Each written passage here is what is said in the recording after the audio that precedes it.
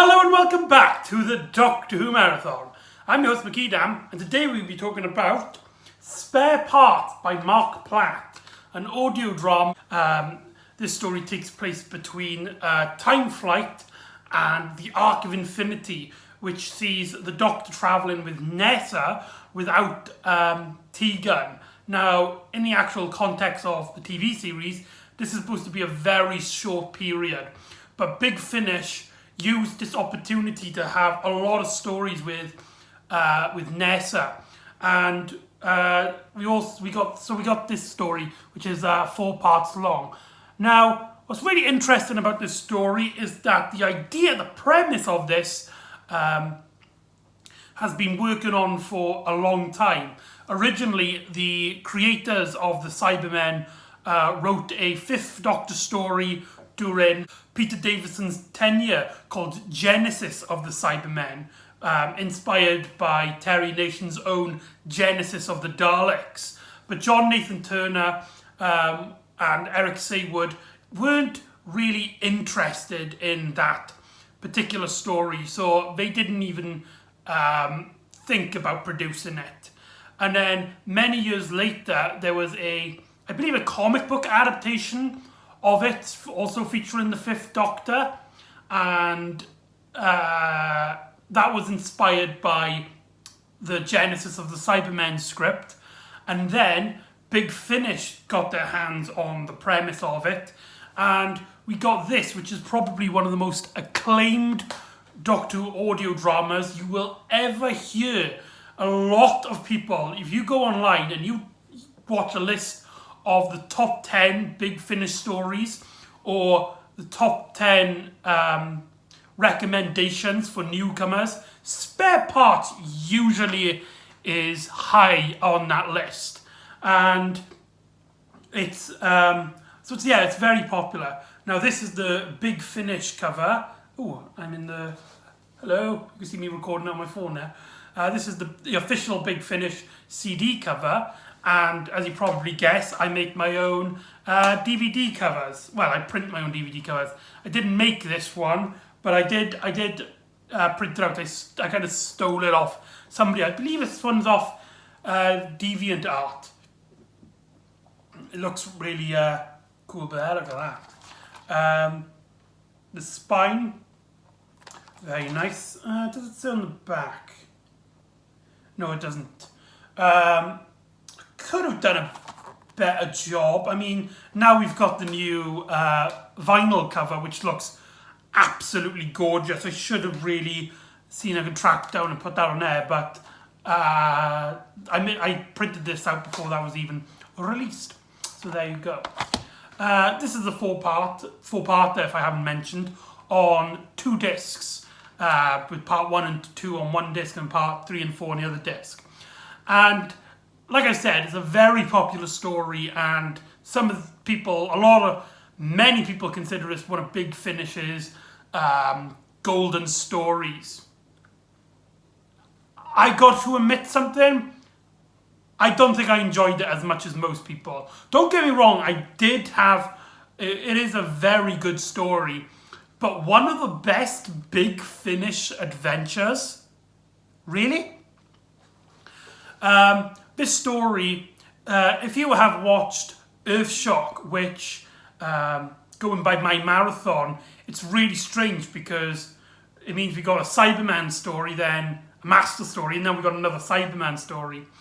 With Earthshock, one of the things that it doesn't tackle is the body horror of the Cybermen. And if you were disappointed that Earthshock doesn't tackle that stuff, you will be glad to know that this story really leans on that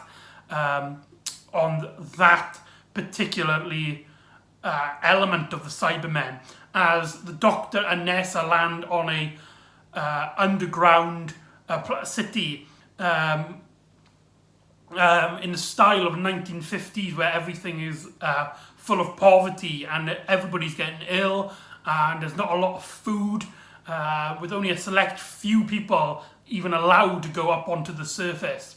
Now, the Doctor, he gets the idea that he knows where he is, but he doesn't really want to confirm anything. He wants to get back to the TARDIS as soon as possible.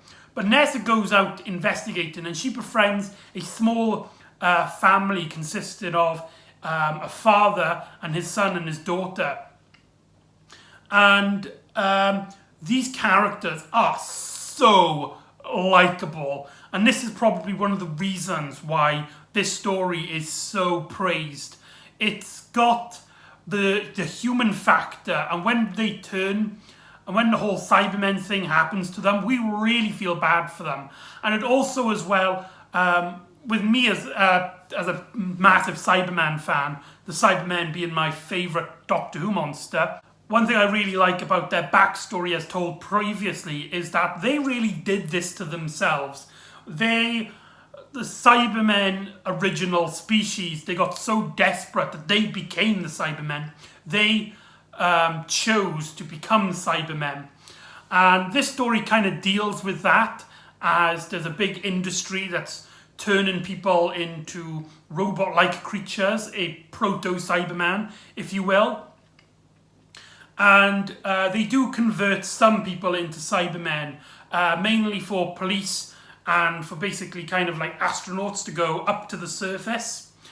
And there's a curfew going on, so the Doctor and Nessa basically can't wander around the streets, and Nessa hides in this small house of this family. And we really see the effectiveness of what this poor place has done to this family, as we learn about their wife, the husband, the father's, the mother of the family who passed away, and we also learn about how this girl, she's got something incredibly wrong with her lungs or the chest, so she's constantly coughing up, and she needs to take like a tablet once every like 2 minutes. Otherwise, she starts having a massive kind of asthma attack, which is, and you really feel bad for her. And there's a bit of a conflict between her and her brother, as the father seems to be favoriting his daughter over to his son. Now, what really gets me, and why I do really love this story, is the element of the Cybermen to this family. We, later on in the story, there's a chance that the girl gets to go up to the surface and become a Cyberman. She gets taken by the proto-Cybermen to become one of the first Cybermen. And the brother's reaction, he gets jealous. He wants to become a Cyberman. This world that they live is so distorted, it's so horrible, that losing your emotions just so you can get well is kind of a benefit, and it really is really messed up. But anyway, and Nessa really befriends these characters, and we learn about this kind of Christmas style holiday to which the family try to enjoy themselves. But the news comes out, there's a curfew coming out, and somebody who, like their doctor, who makes sure whether they should be treated with medicine or be converted. As we also learn that the father's has a chest unit, a Cyberman chest unit, as his lungs were gone. But he's still not a Cyberman, he's just got cybernetic enhancements. And she, this doctor character, she goes into this house and she sees Nessa, and she reports her to the authorities that they have a stranger in the city, and it might be taking some of the rations and stuff. So the Cybermen go to investigate, only for Nessa to escape. And you really feel bad for this family that they've just gone through the absolute hell. And that hell is just going to continue throughout the story. Going back to the Doctor, he also befriends a sort of merchant character who gives him a bit of details and confirms that this planet is Mondas. and certain other elements. And so the Doctor, after finding Nessa, takes her back to the TARDIS and plans to set off, plans to leave. That is actually where part 1 ends. It doesn't have them, it's not the cliffhanger per se. The cliffhanger is just the Cybermen basically advancing. But in part 1, it ends with the Doctor and Nessa in the TARDIS, making you feel like, oh my god, are they just going to end it there? I mean, there's still 3 more episodes to go. How are they going to end it there? And so episode 4 has Nessa basically like, right, Doctor, we got to help these people. We failed Adric. We can stop it now. We can change time. We can save everybody that the Cybermen have harmed and tortured, and the lives that they have ruined. But the Doctor's like, no, we can't change time. This is something that has to happen. And Nessa's like, in that case, I don't want to travel anymore. I'm going to pack my stuff. I'm going to stay here and help as much as I can. And they have a little somber moment with talking about Adric. And the Doctor really states a criticism with time flight, in which they didn't really have time to grieve Adric. They didn't really process it. So it's nice to see that Mark Platt brings that criticism from that story and actually adds it into this story, as because it deals with the Cybermen, that recent pain for our characters is still there. And this story kind of has the Doctor and Nessa learning from their pain. They experience this pain that Adric was gone because of the Cybermen, and this is the origins of the Cybermen, that they could stop this right now, but they can't.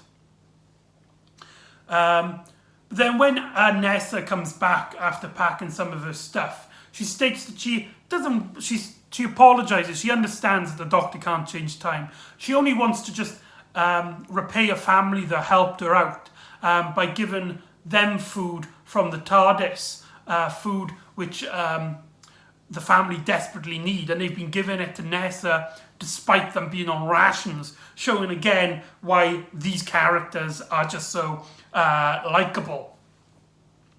And so the Doctor lets Nessa go back, only to return later with a cybermat. The cybermat here, and it eats up on the TARDIS, and it destroys a part of its circuitry, so it's stuck there for a bit. And whilst this happens, the Doctor makes a sort of plan to try and not stop the Cybermen, but hinder them a little bit, as he goes out and he discovers that they've been taking bodies so they can reuse the protein. The Doctor tries to reveal the conspiracy of the dead bodies by stealing one of the Cybermen's vehicles that can carry these bodies and splatter them all over the floor. Whilst this is happening, the son of the family, after learning that they've taken his sister to be a Cyberman because of her chest, she was getting really unwell, and they thought that she would be a good candidate to become a Cyberman. And this is where we get the scene where he goes to Nessa and he talks to Nessa, and he's like, they've taken my sister, my father's really upset.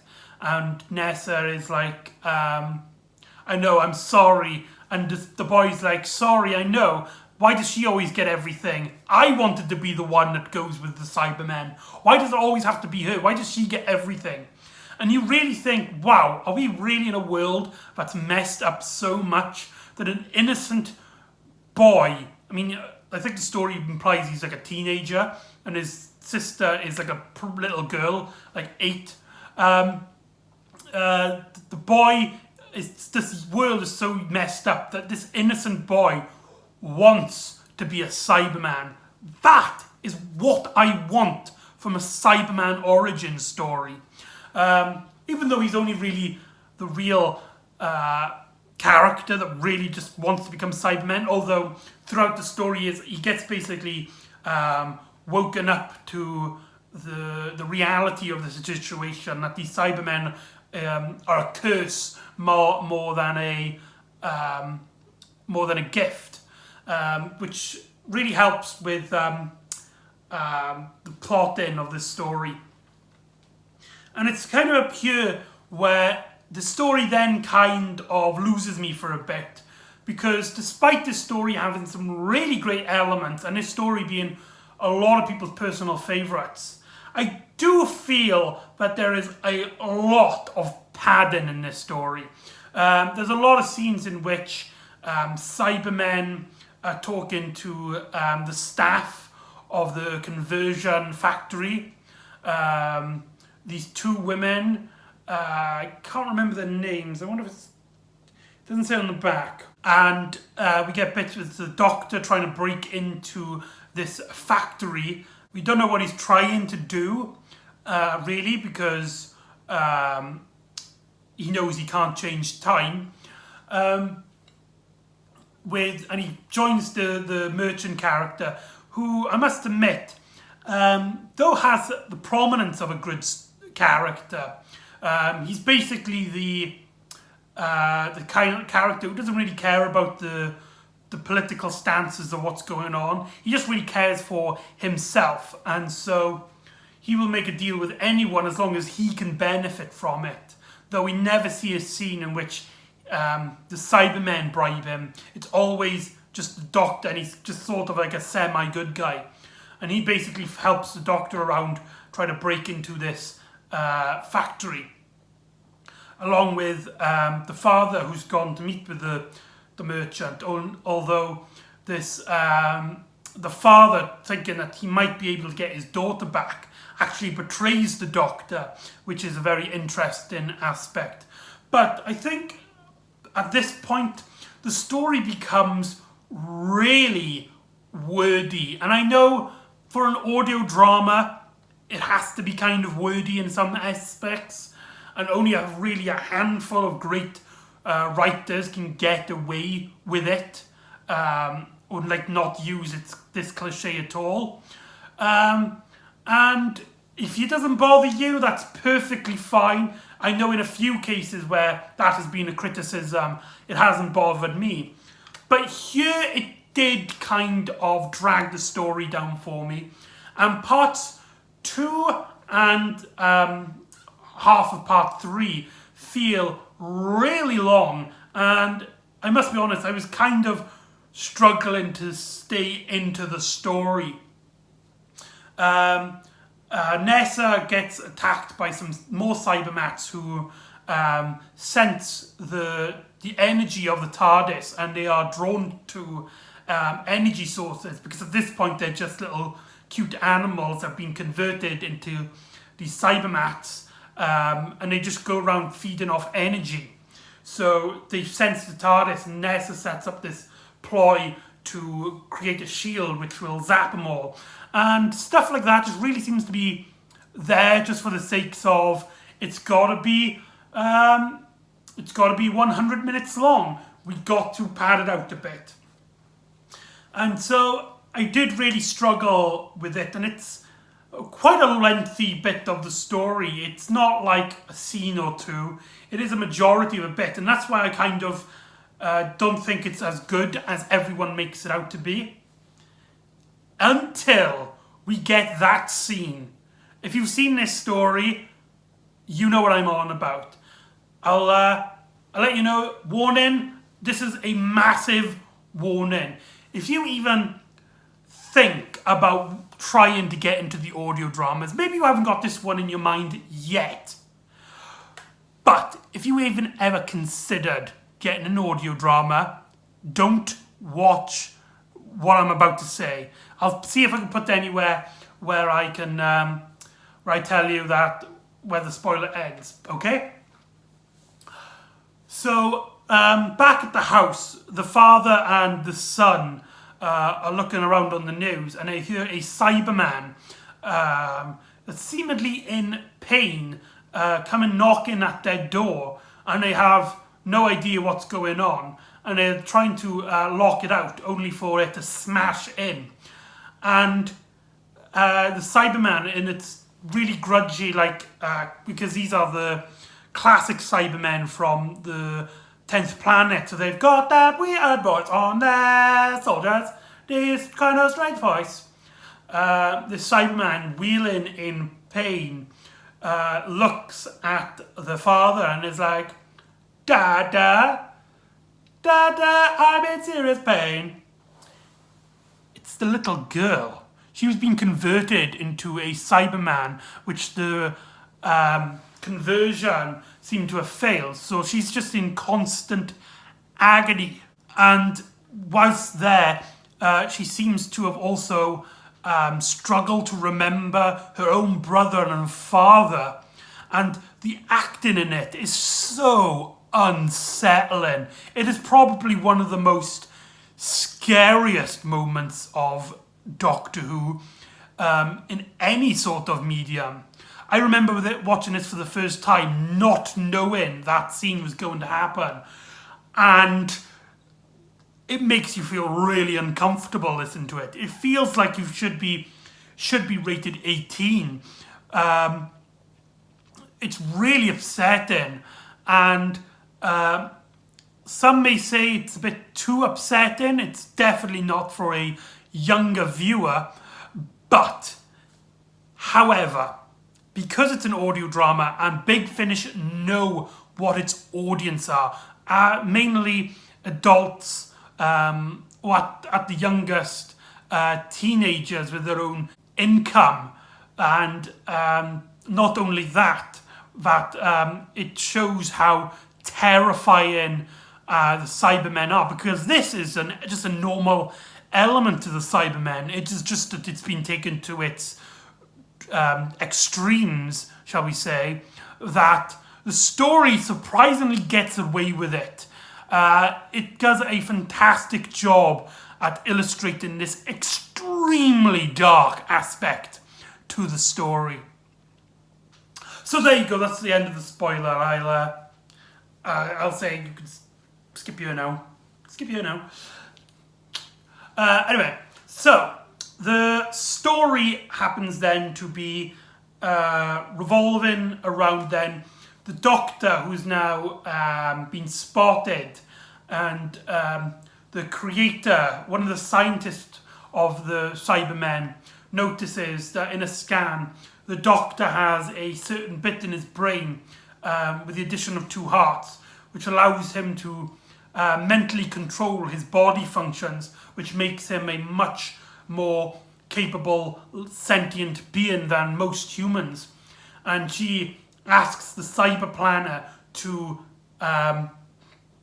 allow them to use the Doctor as a blueprint for a new race of Cybermen, which will be extremely more powerful, to which they accept. And Nessa comes then crashing into the building before the Doctor gets sent away, and this woman basically implies that she tricked the Doctor and the Doctor's about to be converted. Although for some reason that was a cop-out, and I think that's a really cheap aspect of the story, when the Doctor just walks into the room and is just like, "You thought I was converted? But Doctor," she said, what did she say? Oh, I didn't say, I was drunk.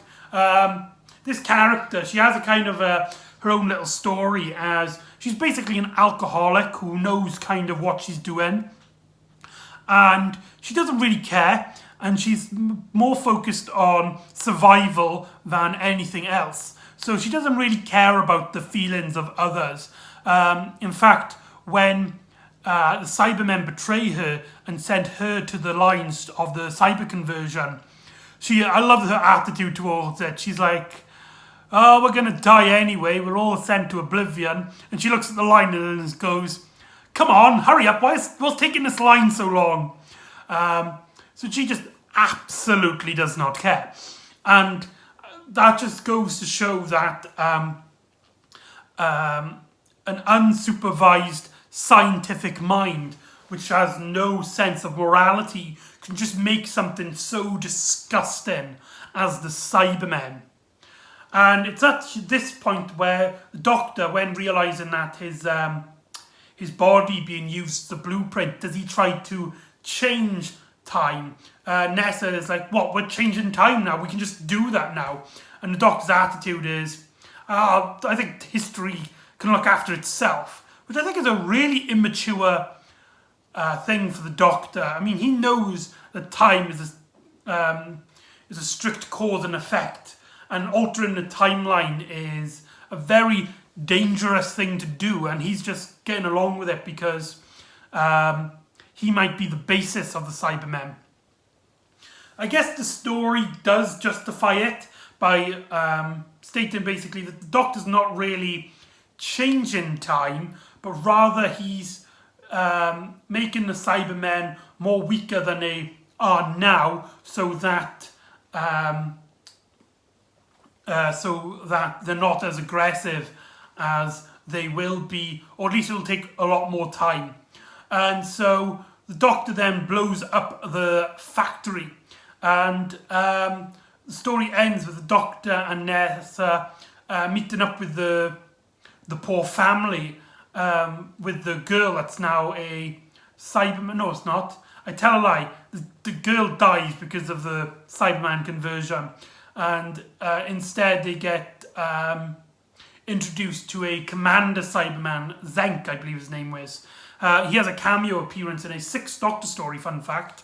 And he becomes like the main Cyberman, and at start he has like a kind of conscience, or at least one that can resemble being a Cyberman, but sooner he becomes like the main villain, and he kind of has a disagreement with the Cyber Planner,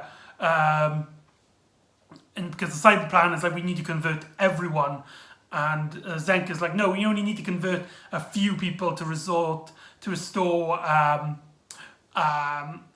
save as many lives as we can. But later on, it turns out that Zenk is, the Commander Zenk character is alive and well after the Doctor and Nessa leave and say their goodbyes, and that they might not have changed anything, but they've at least changed it a little bit for the better for this poor family who've now had their eyes open to the horrors of the Cybermen. And there you go, that's Spare Parts. Overall, it is, when it's good, it is really, really good. And I can see why some people would consider this their favourite audio drama, if not their favourite Doctor Who story of all time. But I think for me personally, the story runs a bit too slow. There are some scenes that just seem to be there for the sake of it. And yeah, but it's only a minor nitpick compared to how much great there is in this story.